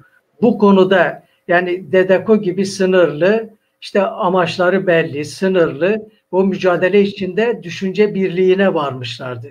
O zaman evet. Böyle bir sayı ayrımının belirleyiciliği yok. Şimdi Ruşen abi tabii özellikle genç arkadaşlar daha çok merak ediyor. Şimdi dikkat ederseniz bu dernek diye mesela ocak deniyor ya evet. Kuruluşunun başlangıcında adında devrimci var. Devrimci evet. Doğu Kültür Ocakları. Şimdi tabii o dönemin şartlarına göre devrimci denecek. Ama Doğu dendiği zaman da dost da düşman da biliyordu ki o Doğu sözcüğü Kürt anlamında kullanılmaktadır. Yani o zamanki yasal zorunlulardan dolayı belki Kürt denemedi ki tartışılmış zaten kuruluş aşamasında. Dolayısıyla hem devrimci hem Doğu olunca elbette bugünden baktığınız zaman akla başka şeyler getirebiliyor ama sorun değil. Yani öyle anlaşılıyor ki hem İstanbul, Ankara öğrenci ağırlıklı dedekolar hem Kürdistan'daki dedekolar ana ekseni Kürt meselesiydi. Evet. Ruşen abinin sesi. Şimdi herhalde bir donma oldu. Yavaş yavaş sona doğru geliyoruz. Sorular da bitmek üzere galiba. Buyurun Ruşen abi. Şimdi bir daha sorar mısın? Şeyi anlayamadım. Yani şimdi sonuçta hep aynı soru geliyor. Sosyalistler mi ağırlıktaydı, milliyetçiler mi ağırlıktaydı türünden? Bana göre sosyalistler ağırlıktaydı. Gelecek programda çalışmalarından da bu anlaşılıyor. Yani Dedeko'nun bildirilerinden, çalışmalarından yani sosyalistlerin daha baskın ve ağırlıklı olduğu görülüyor. Çetin Çeko'nun bir sorusu var. Başka milletlerde, uluslarda üye var mıydı kuruculardan? Vardı. Eşber Yağmur Dereli Dedeko üyesidir. Yani kendisiyle de görüştüm. Yani bir şey olmasın diye ben dosyadan tespit ettim Eşber Yağmur Dereli'nin de üye olduğunu. Kendisine sordum. Bana dedi ki ben çoğunu tanıyordum, yakın arkadaşlarımdı. Zaten bazılarıyla da yurtta aynı şeyde kaldığını biliyorum odada. Ve kendime çok yakın bulduğum için Dedeko'nun da işte kuruluşundaki ilkeleri benimsediğim için gittim, üye oldum. Hatta diyor üyelik fişimi de Fikret Şahin doldurdu. Kendisi çok güzel. Başka var mı? Için. Ya Eşber dışında diyelim ki gayrimüslimlerden falan kimse var mıydı? Gayrimüslimde benim bildiğim bir iki tane Arap var. Yani Kürdistanlı Araplardan var. Araplar var, evet. Yani onun gayrimüslim yok. Yani belki de yani şeydir. Yani şimdi Müslüm, gayrimüslim yani Ermenilerden var mıydı? Süryani var mıydı türünden? Yani galiba yoktu. Yani şimdi açık şöyle diyelim. Yani şimdi Kürdistan'daki Ermeniler kendilerini gizliyorlardı. Yani evet. Ama benim bildiğim onlardan Dedeko üyesi var. Evet. Onlardan Dedeko üyesi var ama şey değil. Abdurrahman Demir'in yorumu var. İşte ileri üretim biçimi şeklinde Hüseyin Almaz ama. Şimdi Ruşen abi bundan sonra daha çok yorumlar çokça var. Dedeko hangi tarihte değil mi? Abdurrahman Demir'in bir yorumu vardı. Ben göremiyorum yazıları. Evet, hızlı geçti. Ruşen abi şöyle yapalım isterseniz. Genelde arkadaşlar diyorlar ki yazıları göremiyorum. Abdurrahman'ın bir geldi geçti. Yorumdu. O ileri üretim biçimi var diyor bütün amaçlarında. Geldi Abdurrahman'ınki. Yani devrimci kültürü benimsetmek gibi ileri bir üretim ve devrimci kültürü benimsetmek amacı vardı bütün o tüzüklerde var diyor Abdurrahman. O çalışmalarda onları evet söz edeceğiz yani. Şimdi biz şöyle yapalım. Bütün yorumları sizinle biz daha sonra gene inceleyelim. Haftaya bugün Dedeko çalışmalarını ve Dedeko savunması ki önemli bir bölümü de odur. Yani o 72-73 yıllarında Diyarbakır'da yapılan savunmalar çok çok önemlidir. Önümüzdeki hafta eğer dostlarımız gene bizi izlerlerse bu konular üzerinde biraz daha dururuz. Eğer cevap vermediğimiz bir soru da kalırsa o zaman da cevap verebiliriz. Bir soru daha geldi galiba. Erdal Durduman Kurt'tan. Okuyabiliyor musun Ruşen abi? Bu soruya cevap vermek isterim. Erdal Karaduman. Evet, o tekrar görünsün. Yani aslında çok önemli bir soru. Evet. Önemli bir soru. Ben zaten kitabımda bunu yeterinceye kadar açıkladım. Evet. Şimdi 1960'larda yani Kürtlerin okuma, üniversitede tahsil yapma şansları yeni başlamıştı. Evet. Şimdi toplum olarak da diyelim ki biz 8 kardeşiz. 4 kız 4 erkek. Şimdi ailenin üniversiteye göndermeyi veya okutmayı tercih ettiği kişiler erkekler. Bu bir gerçeğimizdi. Onun için genellikle üniversitede okuyan Kürt kadınlarının sayısı çok çok azdı. Ve siyasetle ilgilenen kişiler de çok çok azdı. Ben hatta kitabımda Devrimci Demokrat Kadınlar Derneği ile şeyin mukayesesini yapmışım. Dedeko'nun mukayesesini. Şimdi biri 70'lerde kurulan örgüttür. Artık 70'lerde herkese açılmıştır üniversitede okumak. Evet, evet. Orada kadın olarak okuyan Kürt sayısı çok çok az olduğu için ve bunlardan da işte diyelim ki ulusal meseleyle veyahut da devrimcilikle ilgilenen kadın sayısı çok çok az olduğu için işte bir tane kurucu vardır. Yani üye var. Mesela İstanbul'da Sabriye Hanım'ı hatırlıyorum. Yine üye olmuştu. Hatta bir ara yönetimlere de yer aldı. Ama evet. Peki Ruşen abi, biz eğer şey yaparsan, başka son bir diyeceğiniz varsa bir şey yapalım. Son bir kapanış konuşması yapalım ve bitirelim. Evet. Süremizi de bir hayli açtık. Ben evet, şunu arkadaşlara demek istiyorum. Tabii kitapla ilgili söz etmedik. Ben evet, bu biraz kitabı, orada söyleyerek. Evet, ben bu kitabı yazmayı şöyle bir yazmanın hikayesi var. Ben bundan evvel yazdığım bir kitap var. Devletin İç Düşmanı Kürtler. Jandarma Genel Komutanlığı raporuydu. Ben bu davanın hem sanığı hem de önceleri avukatıydım. Sonradan sanığı oldum. O kitabı yazabilmek için, çünkü kitapta bir rapor vardı. O raporu elde etmem gerekiyordu. O raporu elde etmek için büyük bir hukuki mücadele verdim. O mücadele sonucunda dosyayı elde ettim. Dosya 24 bin küsür sayfa. Şimdi 24 bin küsür sayfa, ben o belgeyi elde ettikten sonra o kitabı yazdım. Devletin İç Düşmanı Kürtler. Orada 3 tane rapor vardır.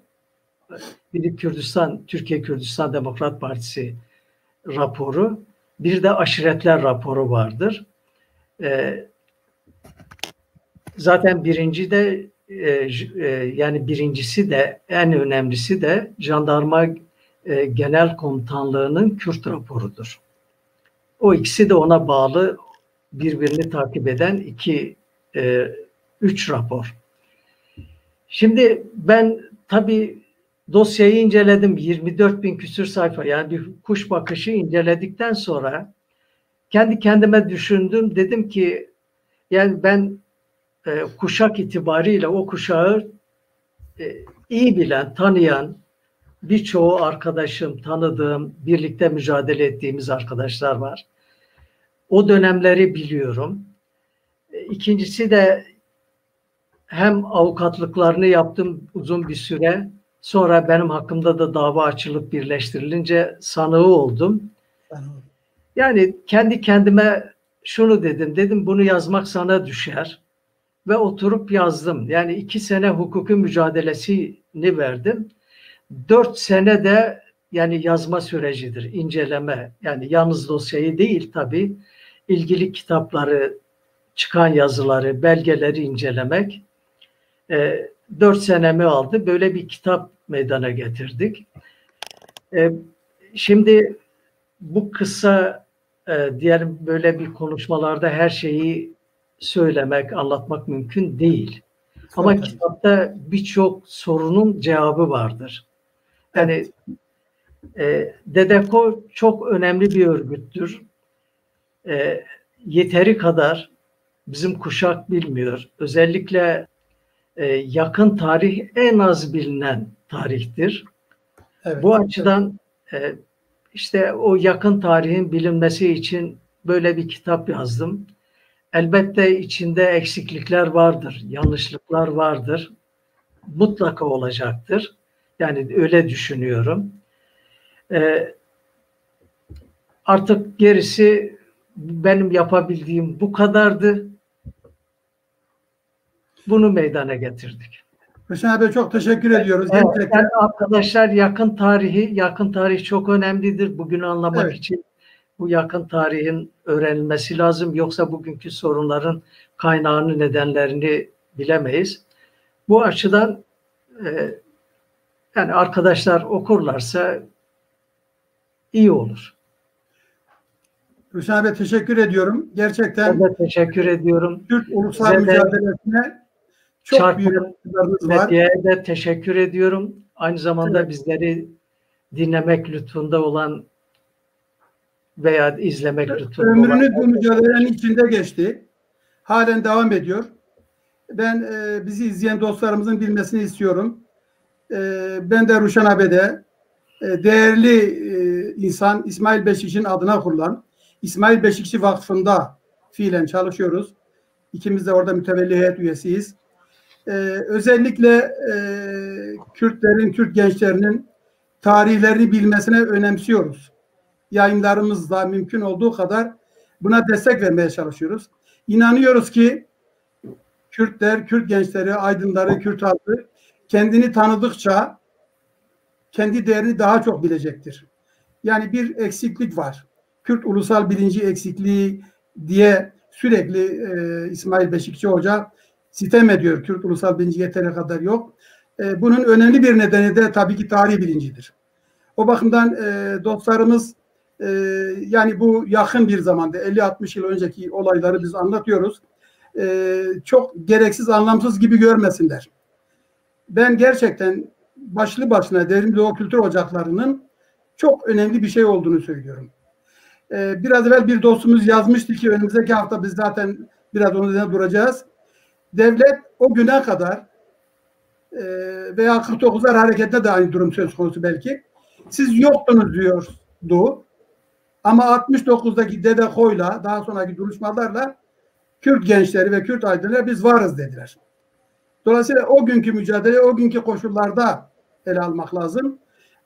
Bu konuyu gerçekten iyi değerlendirmek isteyen, daha fazlasını öğrenmek isteyenler için Ruşen Hasan'ın hazırladığı bu kitap müthiş bir çalışma. Yani insan, ben tekrar okuyorum. Başından beri kitabı okudum. Doyamadım çünkü o kadar çok detay var ki o bakımdan ben tüm dostlara özellikle bu konuyla ilgili incelemeleri isterim. Evet, bizi izleyen tüm dostlara, gecenin bu saat, akşamın bu saatine kadar bizi izleyen herkese teşekkür ediyorum. Önümüzdeki hafta bugün konumuz gene Dedeko. Ama bu defa Dedeko'nun çalışmaları, ne yaptığı ve bir de en sonunda davası, yani Derin Doğu Kültür Ocakları savunmaları var. Özellikle bu savunmalardan söz edeceğiz. İzleyicilerimizi tekrar beklerken iyi akşamlar diliyoruz. Evarbaş, Şevbaş.